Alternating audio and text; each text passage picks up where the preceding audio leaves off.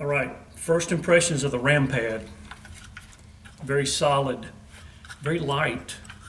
The base is a resin plastic that can be mounted on a snare drum stand or placed on the top of your choice of practice pads. Mine happens to be the Invader from Awful World. I use this a lot, but when I'm using the Ram Pad, it fits perfectly onto it, so it doesn't move when you're playing. So that's a plus. 6 lugs.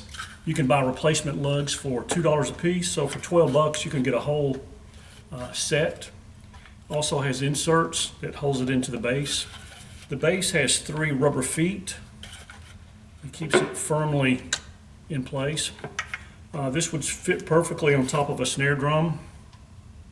This is a 10-inch pad and it has a 10-inch head, just a regular head. This head happens to be a custom head from Lone Star Percussion. Custom in the fact that it's imprinted with their logo. You can buy the pad at rampad.com or at lonestarpercussion.com. Around $70 delivered. And other than that, it's got a 10-inch rim. This one is nickel plated, which gives it a nice finish look. Just a very solid product, very solid. And as far as tuning the pad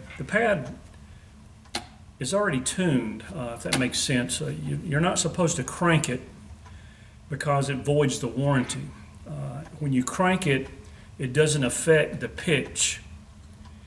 It actually just cranks the rim down farther, if that makes sense. But the pad and the sound and the rebound comes from the materials from within the pad itself underneath the head. Now this is the marching version, which means that the underlying rebound materials are a little bit more responsive. The symphonic version has a little less rebound.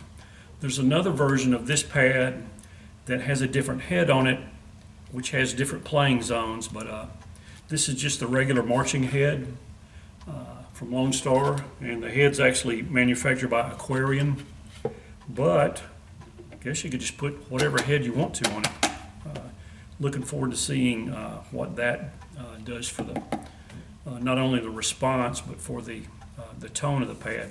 The tone of the pad is affected a little bit by how you set it on the bass. Like it echoes a little bit under here, so I'm putting it on top of the Awful World, and it's going to sound like this.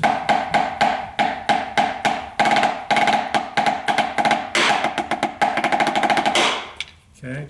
Well, if I turn it over to the other side of the Invader, I'm not sure you're going to be able to tell the difference on the video, but a little bit dead,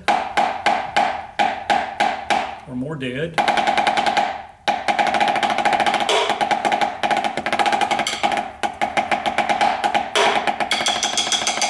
I like the fact that it's got a regular rim, so you could play rim shots, you can do cross. It's sort of hard to do a full regular cross shot because you're not going to get the meat of the stick because it's only a 10-inch head, but you could do that. But you could do it just as well with both ends of the stick hanging over the rim. Okay. Buzz rolls come out very clear on this pad.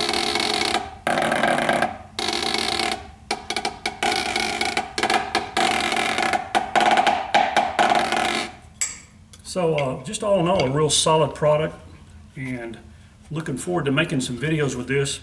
I believe that it's actually going to project a good bit more than a regular rubber pad would because it's louder, and you're going to be able to hear all of the strokes. Other than that, just a real solid product, and looking forward to using it. This is the Ram Pad by Rampad, not by Lone Star, but Lone Star actually sells it. So there's 2 places that I know of that you can buy this pad. There may be others, but rampad.com or Lone Star Percussion out of Dallas.